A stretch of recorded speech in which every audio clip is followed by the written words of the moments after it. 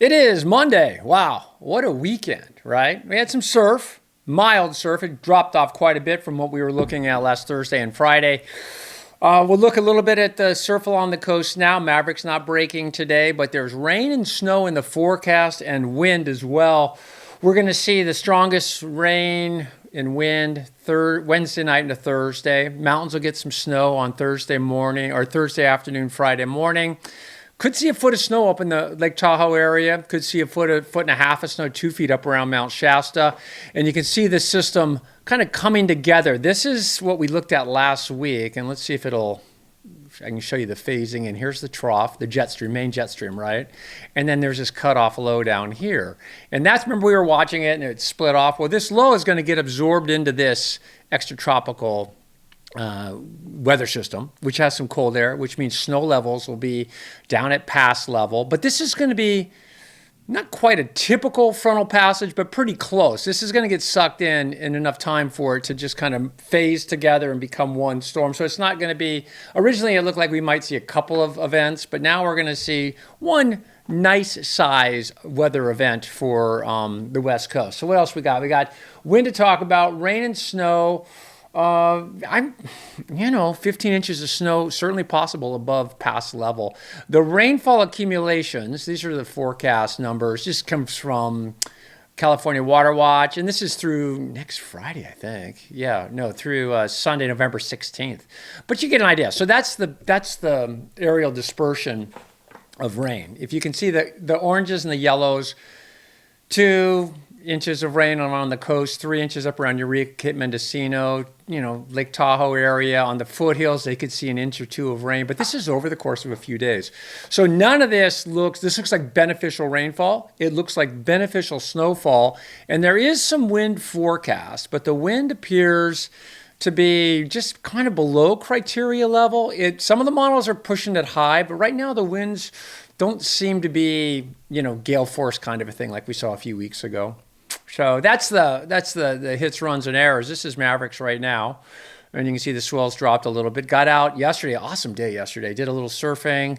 Actually had the best day. I surfed Ocean Beach for a couple hours, then jumped on the bike and went up over the Golden Gate Bridge. I'll put some pictures in here. But just beautiful, beautiful. And anytime you get to surf and ride in the same day. But swells down, you can see it's still pretty decent size. It's building right now. It's supposed to go 8 to 10 feet, but you can see it's not big enough for Mavericks to break. If we go to Steamer Lane, you see the differences, right? You get down inside the point there at Steamer's Lane, and the tide's still high. We're done with the king tides for now, but it's still pretty high along the coast. And it's not as dangerous, right? Because now you still can have trouble getting in, but you could probably get in at the second set of steps. That's Steamer Lane. I threw this in because Eric Nelson's a good friend of mine. He runs Powerlines Productions out of Half Moon Bay. And these aren't from the other day, but it just gives you an idea how crowded it gets, but how big that place gets, right? I mean, it's a really incredible wave, and when it roars to life like it did the other day on Thursday and Friday, you gotta pay attention to it. It's like I said, it breaks so hard that it shakes the continent, right? It actually registers on the UC Berkeley seismograph. So it was one of those weeks last week where the surf got pretty big. Waves are going to get a little bigger tomorrow, or it's a little smaller tomorrow, and then they come back up on Thursday, Friday as this storm moves in. We've got fog along the coast. We're kind of seeing a little southerly surge of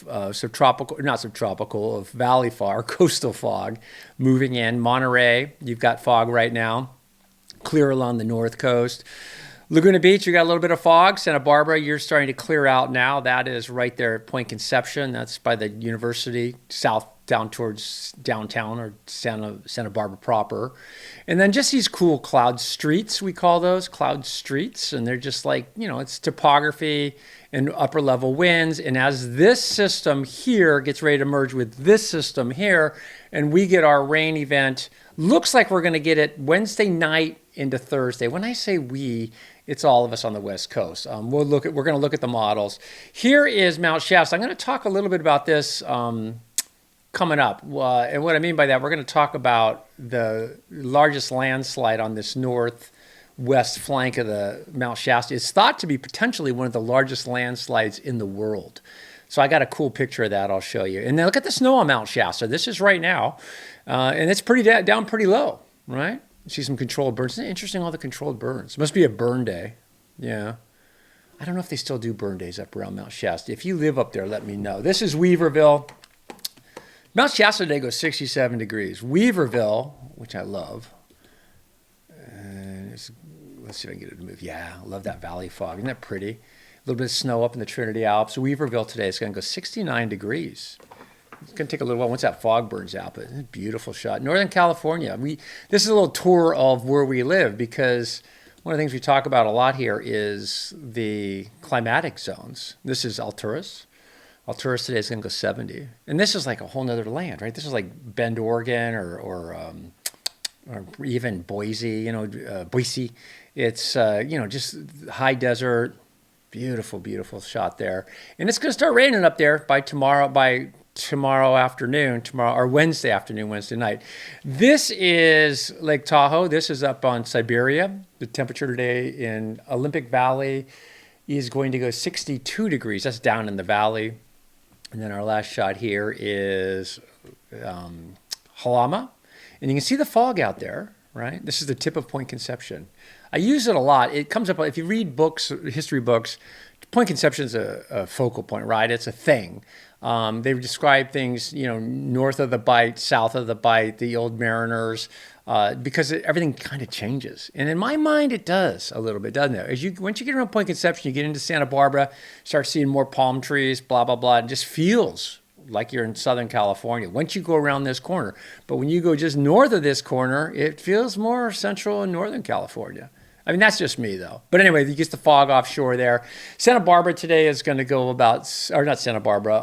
Santa Barbara's going to go 65 degrees. There's a little bit of fog lingering offshore. Here is the outlook from Medford, Oregon.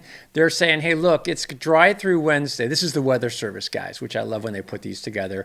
They've got some wind they're worried about. They got snow 6,000 to 8,000 feet Wednesday and Thursday.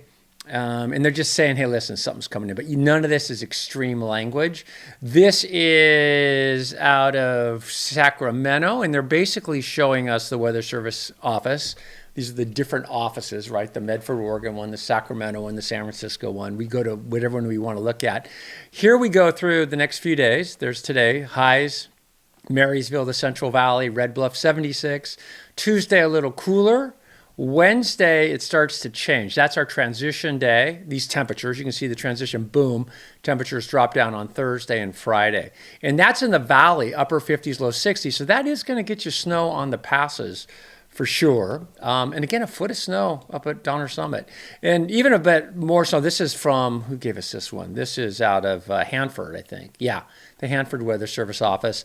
And they're saying, we're going to see, 70% chance, probability of 12 inches of snow or more. So, they're not real bullish on Tioga Pass, maybe, a couple inches of snow. But again, just getting ready for yet another weather system that is going to sort of help, load the coffers with rain, snow in the mountains, which is always awesome. And this next one's going to get you guys in Southern California as well. These are the highest forecasts for today. LA is 78 degrees. Make sure I didn't miss it. I have to take notes now because I start forgetting stuff. Eureka today is going to go 66. Santa Barbara 65. San Diego 67. Redding 77. Sacramento 70. Beautiful day. Watch what happens tomorrow. Just a little cooler as those systems, models are coming right up. As those systems start to merge, they're going to spew more clouds our way, and that'll drop the temperature. So that's why you're seeing this drop from today to tomorrow. Just a little cooler. And then on Wednesday, more noticeable cooling. So here's what you've been waiting for. And again, you can always scrub. I always say that, though, but I cut myself today. I was watching somebody's video. And it's just nice to see, especially when the chapters are listed, because you can just scrub to where you want to go. And if you don't have time, if you have time, you can sit with me and drink coffee.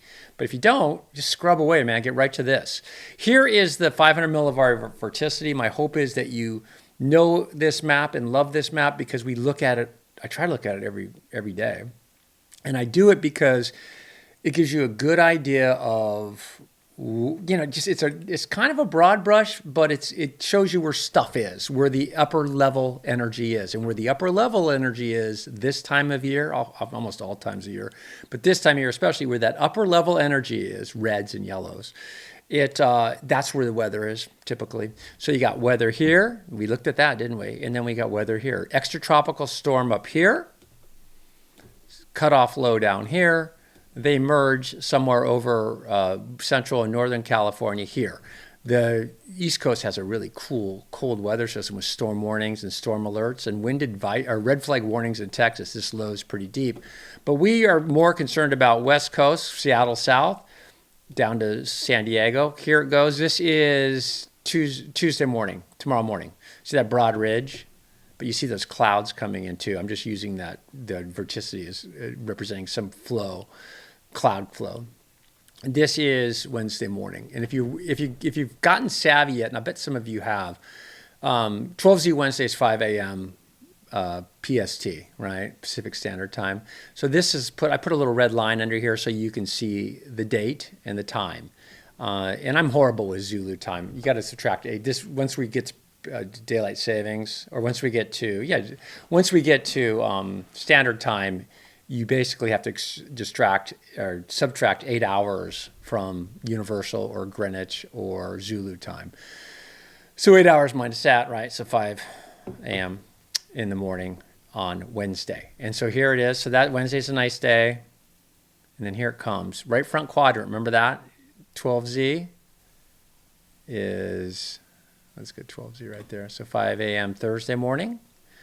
Or Wednesday morning, sorry. Or no, pardon me, that's Thursday morning. And it looks so wet. Looks like that's the main event. Right front quadrant all along the west coast of the United States. That's a west coast storm. From the top to the bottom, we're going to get stuff. There's the right quadrant. Here's the center of the low right here, right? Well, the right quadrant is everything over here. This stuff over here it'll get you a little something, but it's basically a stable environment. So as we watch this progress into Thursday afternoon, that's when it really gets going, right? The dynamics are kind of all over the place in terms of San Diego north to Seattle. And then Thursday or Friday morning, that's your snow event in the mountains. Thursday night into Friday, they'll be chaining up in the mountains. Look how deep that trough is. And this goes back to, see the ridge building up? That deepens the trough. Remember we talked about that? This ridge grows, this trough deepens. And when they deepen enough, they cut off, or they can cut off. So that's from previous discussions.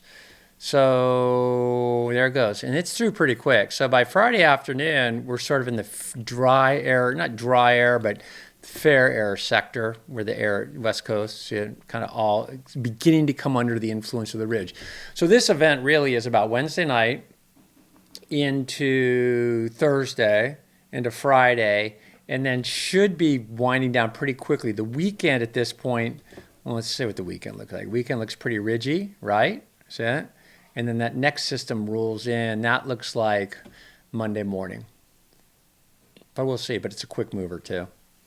I'm not sure that's going to happen. And another cutoff, right? So you can kind of see the patterns. Okay, so that's the GFS upper level vorticity. This is, I think we're looking at the GFS rainfall. So waiting for it. Here it is, Wednesday afternoon, right? Nothing. Wednesday, Thursday night. Wednesday night, Thursday morning. Right, the main hit is Thursday morning. That's about 5 a.m. Thursday morning. All the way up in Seattle. Heaviest rain looks like Portland south. And then Southern California, you start to get lit up around 10 a.m. Thursday morning, then Thursday afternoon, right here. And the mountains are going up. That's Thursday afternoon. And then this is Friday morning. And this is Saturday morning.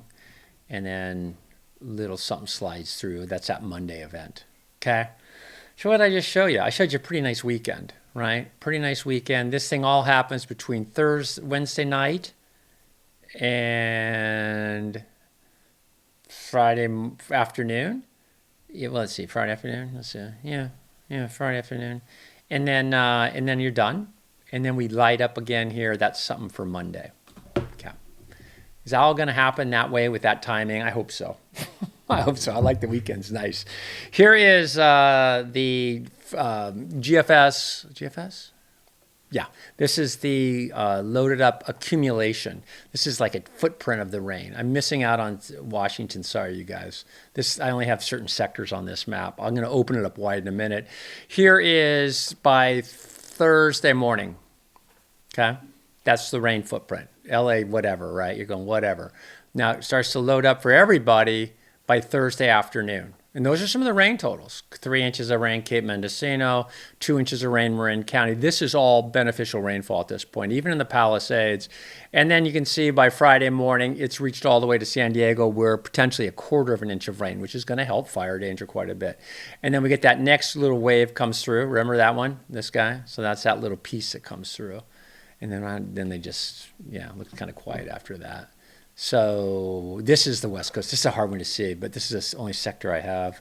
So you guys up in Seattle, Oregon, Hood River, this is Thursday morning.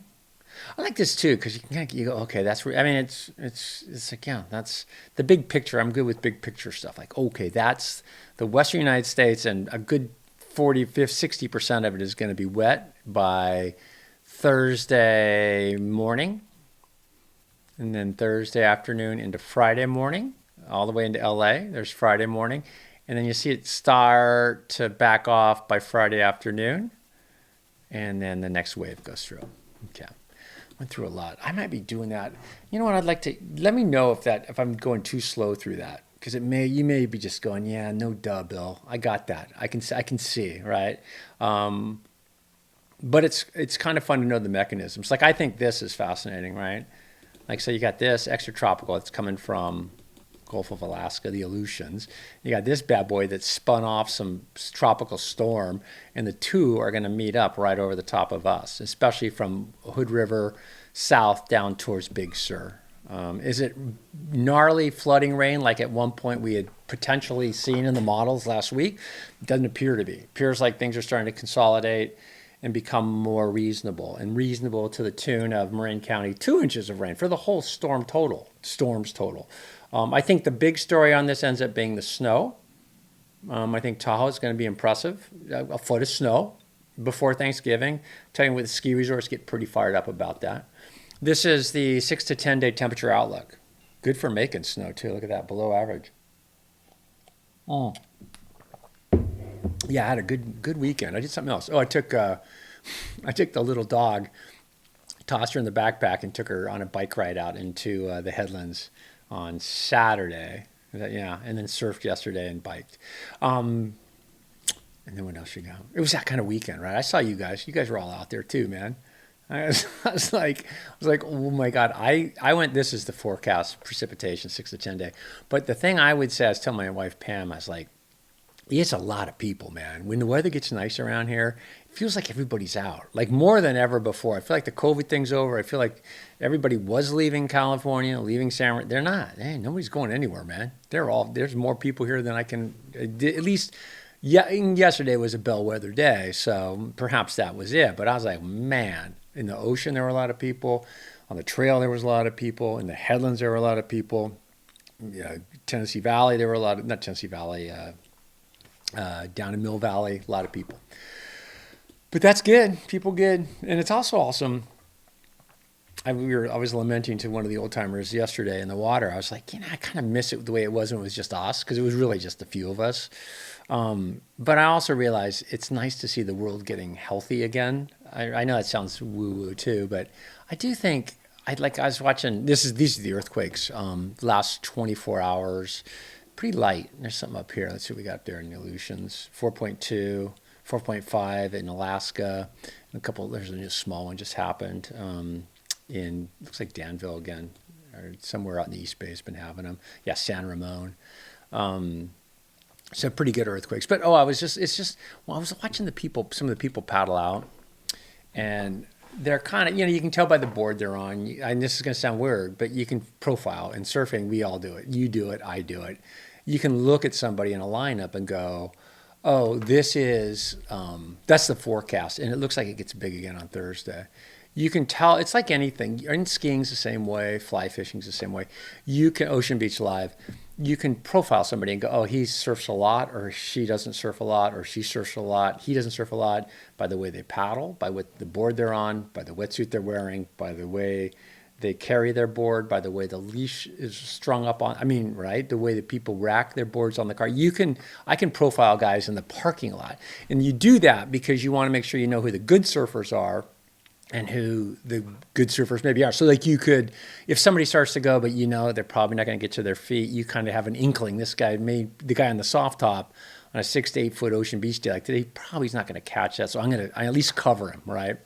But the thing I thought was, as I was watching people go in the water, and there's a guy going right there, going left, high tide still, Ocean Beach. I thought, it's kind of, it's probably really good for us in the world, for the planet, to have more people. Because when we used to go out, it was just us, and we thought we were like heroes and entities and gods, and just we're special surfers. Come on, you know how we felt, especially in the 50s, 60s, 70s, and 80s. Kind of felt like bigger than life, large life. Well, now everybody's doing this, and everybody's feeling bigger and larger than life. It makes you feel good. It makes you, if you're starting to surf, before you know it, you're out tide pooling. Before you know it, you're out hiking up in the headlands. Before you're doing all this stuff, and every time you do that, because ocean, you're enveloped, you're engaged in it. It opens you up. It opens you up. I mean, I've been doing this for thousands of years, and it still opens me up. And so I was watching people who I don't know if it had ever, don't have an opportunity or are just beginning. Because when I first got in, it opened me up, right? Like when I was 17, 18, when I was, I never surfed. I was a mountain kid. But so I was thinking that when I was watching people, because at first you get a little bit put off, and then you're like, no, it's right. The more people doing this stuff outside, they care about the whales, they care about the dolphins, they care about the planet, they care about, or they're trying to, or they're opening their mind. Okay, preachy, I know. That is Ocean Beach. This is Pacifica. These are people opening their minds. You're like, dude, there's no waves. Yeah, not really, but it's awesome. What a beautiful morning. Although it is a holiday, I was wondering maybe that's why it's so busy. But that's Lindemar Beach, and if you know about the Keatings from the past of San Francisco, great, huge past. This is what the USGS says is the largest, possibly the largest landslide in the world. This north side of the mountain let go, and see all this hummock. They call them hummocks, I guess. All that debris spread out. It spread out over 30 miles or 260 square miles. This is all from a landslide. Again, they can't prove that's the largest landslide on the planet Earth, or even that it's the largest landslide in North America, but it is speculated that it is. And it didn't come from an earthquake, and it didn't come from a volcano eruption. This side of this mountain just goes see ya and just blew out, Mount Shasta. So USGS, largest landslide on Earth, 30 miles, debris avalanche, 400,000 years old. Isn't that beautiful landscape, though? Really is, right? And you look at that, the hummocks. That's why whenever I used to drive through there as a geography major, I was like, I don't really know what's going on. The landforms are hard to figure out but this was a landslide. And you can kind of see it almost looks alluvial, and it's the way it's spread out. Largest landslide in the world? I don't know. It's kind of, we're getting involved with that smallest mountain range in the world. But I like to think it is. There you go. I like to think it is. This is Mount Whitney. Beautiful day. What else I got for you? I got some nature snacks. Awesome. Let's try this. See if we can make this happen. What is that? Oh, that's Big Sur. I like that. Maybe it'll load up. Yeah, it's Big Sur right now. This is from some really beautiful hotel down there I'm so sorry, you guys. I'll have to, but next time I come up, I'm going to figure out where it is because you should get credit for that shot. So that's Big Sur. And that's the fog, that southerly surge of fog that we saw right, where is it? There it is, right? There's Big Sur. And that's the fog that we just saw. Love it when we can do that, right? And that's the fog. That's infrared or satellite image, and then that's boots on the ground. These are our friends, the birds, up in Big Bear. And they might be coming back. I've heard they've been coming back to the nest. I guess Shadow and Jackie, remember we watched the eggs last year?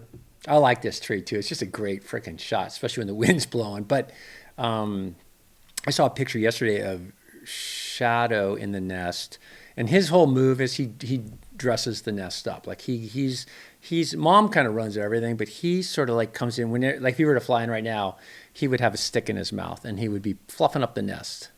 And again, I know nothing about birds. I know just enough to be dangerous. I'm hoping I can find him in here now. But I love watching them, and I love when you guys chime in and let me know what you see or what you recognize. This was a great shot too. This is my struggle. I'm trying to lift these awesome shots. Let's see, here we go. This is Santa Barbara. And this is an interesting shot. Fog, you can see the fog off Santa Barbara. Oh, yeah, we got that. To the future of connectivity I don't want that. with Xfinity communities, Okay. where residents can enjoy fast, reliable gig-speed internet. See, this is what on happens. Big This JP is... Network, connected today, powered for All the right, future. well, we just have to sit through Xfinity. I just got rid of Xfinity. Sorry, dude. I just got rid of it and got YouTube TV. Okay, that's not happening. Sorry, that's just bad timing. Okay, that's Venice Beach. We're back where we started, like yesterday. So Venice Beach today is going to go 78 degrees. So what did I say? It looks like Wednesday night, Thursday, it's on. Everything around it is manageable. It really is, except mountain travel on Friday morning is going to be a little sketch. But nice. A very average, maybe a little above average weather system for this time of year. Beneficial rainfall, beneficial snowfall, some wind, nothing dangerous. Thursday, the swell comes up, gets pretty big again. They're going to try to probably go out at Mavericks again. I was talking to Eric Nelson about that a little bit. They're watching the winds, right? So these winds on Thursday, Friday might be enough to kind of push you out. It's a scary place to surf without wind, but you throw wind on Mavericks, it's terrifying. Okay, I think that's it. Yeah, that is it. I'll see you back here.